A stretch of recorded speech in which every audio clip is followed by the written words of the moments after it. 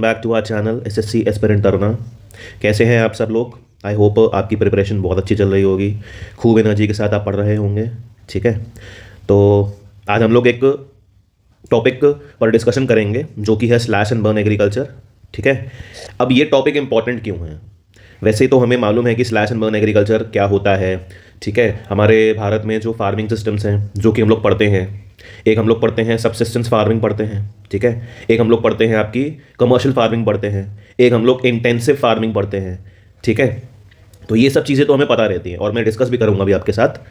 But ये topic क्यों important है? ये टॉपिक इसलिए इंपॉर्टेंट है क्योंकि आपसे इसमें पूछ लेता है कि ये बताइए इसके अलग अलग जो नाम हैं, मतलब इनको मतलब इस शिफ्टिंग एग्रीकल्चर को जिन जिन नामों से जाना जाता है अलग अलग देश में या अलग अलग स्टेट्स में भारत के, ये चीज़ सबसे इंपॉर्टेंट है। ठीक है, तो यहाँ पर मैंने वो सारी चीज़ें ले ली हैं जो कि आपके एग्जाम पॉइंट ऑफ व्यू से इंपॉर्टेंट है। ठीक है, ये पूरे 23 नाम्स हैं and I hope and I am 100% sure इसमें से वो नाम आपको ज़रूर दिखेगा आपके एग्जाम में।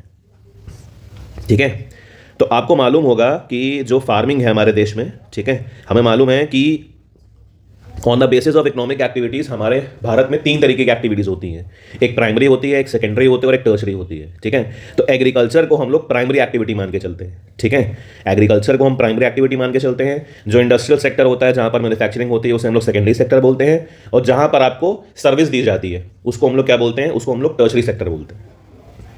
ठीक है, 2 तरीके की फार्मिंग हम लोग पढ़ते हैं।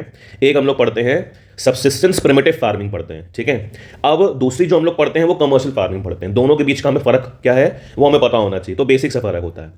अब जो सबसिस्टेंस फार्मिंग होती है वो हमें मालूम है कि उसको एक स्मॉल पैच ऑफ लैंड पर करा जाता है, उसको अपनी जो फैमिलीज होती हैं उसकी रिक्वायरमेंट्स को पूरा करने के लिए करा जाता है। ठीक है, उसको मार्केट में बेचने के लिए नहीं करा जाता है। तो ये क्वेश्चन भी आपको एग्जाम में बहुत बार दिखा होगा कि ऐसी कौन सी फार्मिंग है जो हम करते हैं सेल्फ कंजम्पशन के लिए। तो आप आंसर क्या बोलेंगे? आप बोलेंगे प्रिमिटिव फार्मिंग या सबसिस्टेंस प्रिमिटिव फार्मिंग या प्रिमिटिव सबसिस्टेंस फार्मिंग बोलेंगे। ठीक है, उसी का एक हिस्सा होता है आपका स्लैश एंड बर्न एग्रीकल्चर। ठीक, स्लैश एंड बर्न एग्रीकल्चर बोलते हैं या फिर शिफ्टिंग कल्टिवेशन बोलते हैं या फिर इसका एक और नाम है, इसको बोलते हैं स्वीडन एग्रीकल्चर भी बोला जाता है। ठीक है, अब इसमें करा क्या जाता है? इसमें हम लोग क्या करते हैं, एक एग्रीकल्चर लैंड होता है, एक प्लॉट ऑफ लैंड होता है, उस पर जो भी फॉरेस्ट होता है या जो भी पेड़ पौधे होते हैं उन्हें काट देते हैं। ठीक है, और उन्हें काटने के बाद उसे हम लोग क्या कर देते हैं, वहां पर हमने जो वर्ड पढ़ा स्लैश एंड बर्न, स्लैश मतलब काटना, ठीक है, और वही जो पेड़ हमने पौधे काटे उसको जला देते हैं। उसको जलाने के बाद जो रिमेनिंग हमारे पास ऐश बचती है उसमें हम वही सीड्स मिला देते हैं। ठीक है, और इसमें क्या होता है, ये जो आपका ऐश है इसमें हम लोग मिक्स कर देते हैं। और आपसे ये भी पूछा जा सकता है कि बताइए कौन कौन सी चीज़ें हैं या कौन कौन सी चीज़ें हम लोग उगा सकते हैं using slash and burn agriculture या फिर आपका शिफ्टिंग कल्टीवेशन पे। ठीक है, तो इसमें आपको ये एग्जांपल्स याद रखने हैं। एक हो गया मेज, एक हो गया यैम, एक हो गया पोटैटोस एंड एक हो गया कसावा। तो आपसे ये भी पूछा जा सकता है कि ये बताइए इनमें से कौन सा क्रॉप है, आपको 4 ऑप्शन दे देगा, बताइए इसमें से कौन सा क्रॉप है जो कि हम लोग उगा सकते हैं यूजिंग शिफ्टिंग एग्रीकल्चर। ठीक, एक चीज़ हो गई। अब इसमें क्या होता है, इसमें ये होता है कि हम लोग इस तरीके की एग्रीकल्चर में किसी भी तरीके का आपका एक तरीके से हम लोग कहते हैं कि फर्टिलाइजर का इस्तेमाल नहीं करते हैं, पेस्टिसाइड का इस्तेमाल नहीं करते हैं, मतलब मॉडर्न फार्मिंग का इस्तेमाल नहीं करते हैं। जो हमारा ट्रेडिशनल मेथड होता है उसी को यूज़ करते हैं। ठीक है, और इस तरीके की फार्मिंग में हम कंप्लीटली डिपेंड करते हैं किसके ऊपर? मॉनसून के ऊपर डिपेंड करते हैं। ठीक है, हम लोग नेचुरल फर्टिलिटी पर डिपेंड करते हैं, और जब सॉइल की जो फर्टिलिटी होती है वो जब धीरे धीरे रिड्यूस होना स्टार्ट होती है तो हम लोग एक लोकेशन से दूसरी लोकेशन पर शिफ्ट हो जाते हैं। इसीलिए मैंने इसे नाम दिया है शिफ्टिंग एग्रीकल्चर। ठीक है, इतना तो बेसिकली सबको पता ही रहता है। अब जो इंपॉर्टेंट बात है वो ये है कि इसको भारत में भी और वर्ल्ड में भी डिफरेंट डिफरेंट नामों से जाना जाता है, जो कि आप कुछ नामों से आप रूबरू होंगे और कुछ नाम आप अभी भी जान लेंगे। ठीक, तो पहला तो है झूमिंग। ये तो सभी को पता रहता है ऑलमोस्ट कि झूमिंग कहाँ पर बोला जाता है। तो झूमिंग वर्ड जो यूज़ करा जाता है वो नॉर्थ ईस्ट इंडिया में यूज़ करा जाता है बेसिकली। ठीक है, अब इसमें आपको जो नाम मिलेंगे वो मिक्स मिलेंगे। ठीक है, अब दूसरा है मिल्पा। मिल्पा, मिल्पा जो है वो या तो मैक्सिको में बोला जाता है या फिर सेंट्रल अमेरिका में बोला जाता है। ठीक है, रोका, रोका बोला जाता है ब्राज़ील में। ठीक है, लदांग, लदांग में आपको मलेशिया भी दे देगा या फिर साउथ ईस्ट एशिया भी दे देगा आपको, या साउथ एशिया भी दे देगा आपको। ठीक है, उसके बाद पोमलुओ, पोमलू आपका बोला जाता है मणिपुर में। दीपा, दीपा जो है वो 2 जगह बोला जाता है, एक तो छत्तीसगढ़ की बस्तर डिस्ट्रिक्ट में बोला जाता है और दूसरा बोला जाता है आपका अंडमान निकोबार में। ठीक है, फिर है कॉनको, कॉनको बोला जाता है आपका वेनेजुएला, वेनेजुएला में बोला जाता है मसोल, मसोल बोला जाता है आपका सेंट्रल अफ्रीका में, ठीक है। रे बोला जाता है आपका वियतनाम में। उसके बाद एमपी में दो नाम है, या तो बेवार दे देगा या आपको धैया दे देगा, धैया जो है वो आपको बहुत बार देखने को मिलेगा। उसके बाद है पोटू, पोटू या फिर पेंडा, ये आपको देखने को मिलेगा आंध्र प्रदेश में। उसके बाद पम्मन दब्बी या फिर कोमान या फिर ब्रिंगा, ये आपको देखने को मिलेगा ओडिशा में।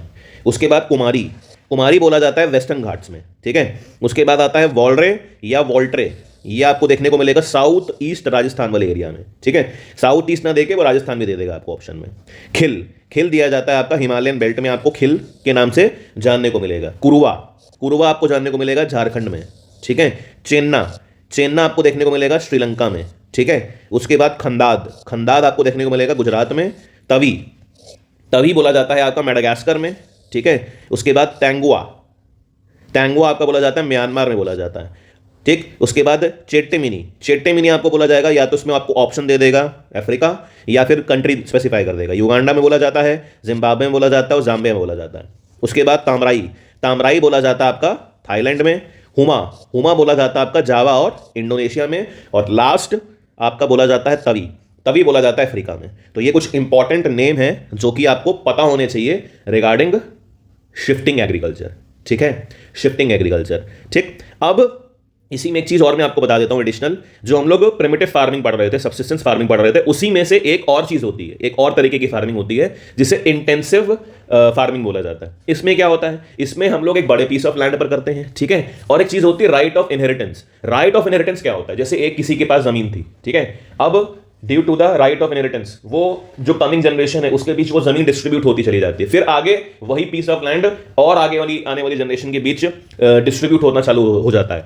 तो उस पर हम लोग क्या करते हैं, एक लैंड के मल्टीपल आपके डिवीजन होते चले जाते हैं, और फिर जो लैंड पर प्रेशर है वो बढ़ता चला जाता है, क्योंकि हमें मालूम है कि भारत में most of the people agriculture में ही इन्वॉल्व हैं, क्योंकि आपका सेकेंडरी सेक्टर में और टर्शरी सेक्टर में जो नौकरियां हैं वो कैसी हैं, लिमिटेड हैं, ठीक है। हमने ये तो पढ़ा है जीडीपी में कि टर्शरी सेक्टर की इंपॉर्टेंस बढ़ रही है, लेकिन हमने ये भी पढ़ा है कि टर्शरी सेक्टर की इंपॉर्टेंस तो चलिए बढ़ रही है, लेकिन टर्शरी सेक्टर में और सेकेंडरी सेक्टर में उतनी नौकरियां नहीं हैं। इसीलिए अभी भी स्टिल जो हम लोग कॉन्ट्रीब्यूशन देखते हैं वो ये देखते हैं कि लोगों का कंट्रीब्यूशन जो है वो एग्रीकल्चर में ज़्यादा है, ठीक है। मान के चलिए 2/3 मतलब अप्रॉक्सीमेटली 67% जो लोग हैं वो एग्रीकल्चर में इन्वॉल्व हैं। तो इस पर क्या होगा, एक डिवीजन होता चला जाएगा बिटवीन फैमिलीज, ठीक है, लैंड का, और जब वो डिवीजन होना स्टार्ट हो जाएगा तो क्या होगा, लोगों के जो लोग जमीन यूज कर रहे हैं, लैंड यूज कर रहे हैं, उस पर प्रेशर ज़्यादा डेवलप होना चालू हो जाएगा। इसीलिए इसको मैं क्या बोलता हूँ, इंटेंस फार्मिंग बोलता हूँ, ठीक है।